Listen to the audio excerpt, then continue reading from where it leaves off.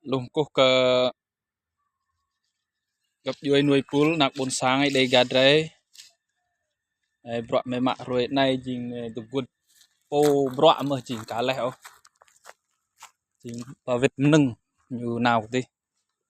đó mềm cà tôi vào tàu tụi quân tôi mới vào tàu này này này lấy cái bibit tụi quân prong piano val đó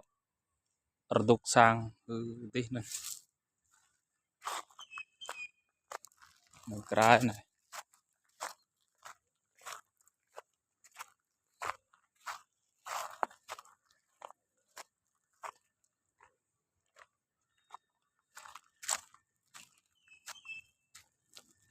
khu rupiah này vậy khu chung cư reduk em cà tụi này đúng nên chỉ chẳng còn trang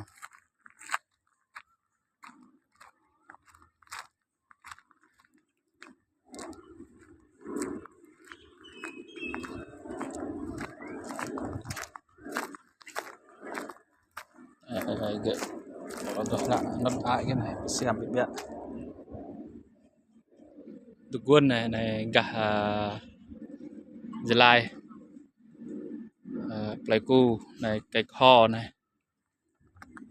răng bụng tai những cái này để cả Đắk Lắk này sini chỉ chàng trăng hôm nay tụi quân đi té đứt này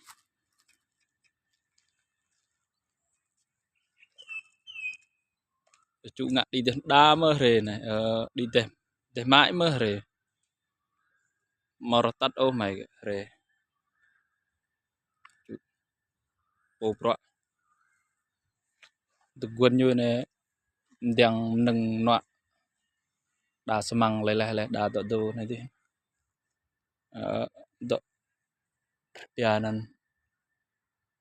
cái nâng độ đà tọt bé này